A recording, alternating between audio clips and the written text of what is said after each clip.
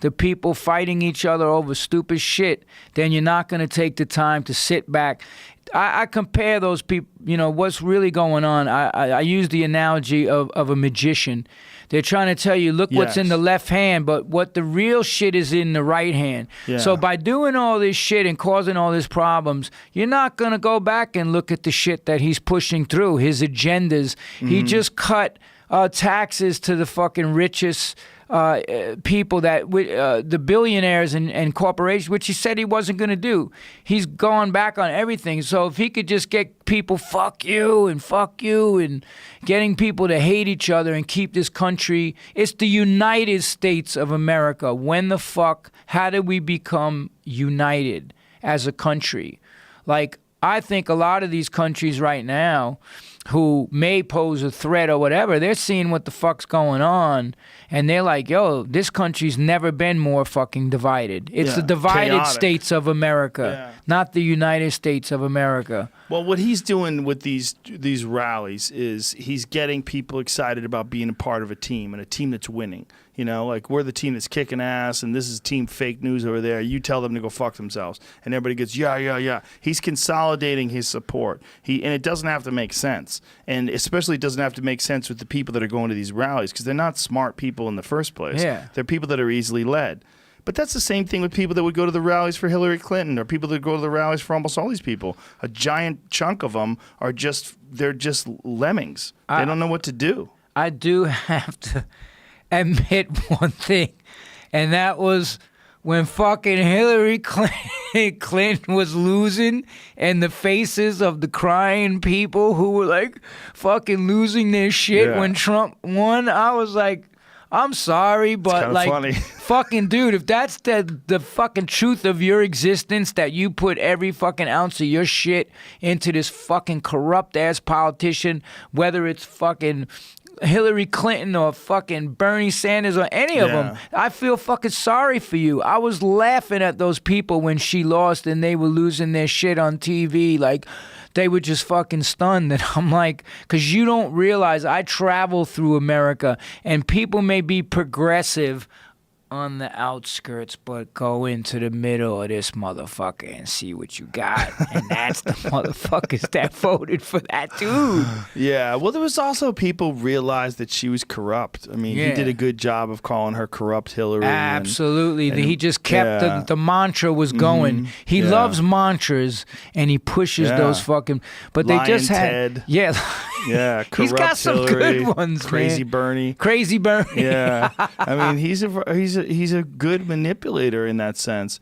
But she didn't do any service. But there was also, like, a lot of the women that were really upset were like, this guy was in that video saying you take girls and grab them by the pussy. And so they felt like this was going to give men a license to be sexually abusive. And I think that in a lot of ways is what, like, started the ball rolling with the Me Too movement. It wasn't just the exposing of monsters like Bill Cosby, but it was also the fact that you're dealing with this guy who gets in the White House that's clearly not what you want. You want, if it's a man, you want a man who respects women, who's a statesman, who's a person who has worked their life to get to that position, not a person who did it as an afterthought once they were already famous. Right.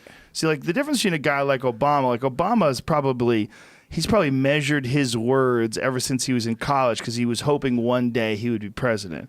Whereas a guy like Donald Trump's just been banging hoes and fucking flying around with a jet with his name on it since the 80s. I mean, this is what the guy did. So then once he's in office, people are like, no! Like, they just couldn't believe it. Like, how could this have happened? This is the pussy grabber. He's not supposed to be in there. And I get their pain. I understand it. But it is also funny. But there's something like the woman's on her knees with the glasses. You ever seen that chick with the knit hat on screaming? Yeah. She's a meme. She lost her shit. She will exist forever. They made her meme. Yeah, They call it Trump derangement syndrome now, because people are literally, they're so angry that he is in power and there's nothing they can do about it. But the problem is that anger and that going deranged, that empowers the people that support him. They don't understand. When you're on your knees screaming, fuck you! The people on the other side that are Trump supporters with their fucking red hats on, they think that's hilarious. They think, look, this is the liberal left, unhinged, detached from reality. Meanwhile, we're making America great again, and black unemployment's at an all-time low. And, you know, it's a weird time for the truth because there's so many people that don't want to go any further past the surface. The truth is this guy figured out a way to win a rigged system. He did. He figured out a way to win a rigged system by pretending to be a Republican. The guy was a Democrat his whole life, Democratic supporter his whole life. Figured out a way, I'll just fucking be a Republican. They're easier to scam. Weaseled his way in. Figured out a way, this whole make America great again. Yeah, rah, rah, rah. Call people a bunch of stupid shit. Campaign like a motherfucker. Take diet pills. Keep that energy high. Just travel all across the country doing these rallies. And won. You know, and won a system that really shouldn't be there to win. Right. And I think that we need a better way to run our government. I think your idea is fucking genius. Having an alpha male or alpha female, that one person, the one at the top of the peak, running 300 million people is insane. Yeah. Running 300 people is insane.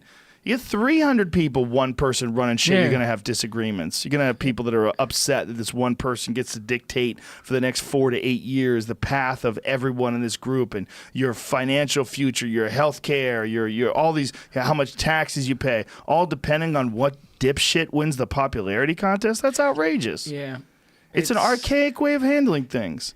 It's just not necessary. But the problem with letting everybody vote, too, is that people are really easily manipulated and they're really undereducated. People, they don't have any incentive to pay attention to the real issues and what's at stake and what the consequences of each vote are. They just vote with whatever feels good. And they're busy. And people are tired because they're eating shitty food and they're not exercising. And they're working all day in a job that sucks. And they come home and their wife's bitching at them and they're on antidepressants and pills and their kids are all fucked up. And they don't have the time. They don't have the time, and they don't have the incentive to be enlightened. They don't have the incentive to have an objective, enlightened approach to how you handle the future of our society.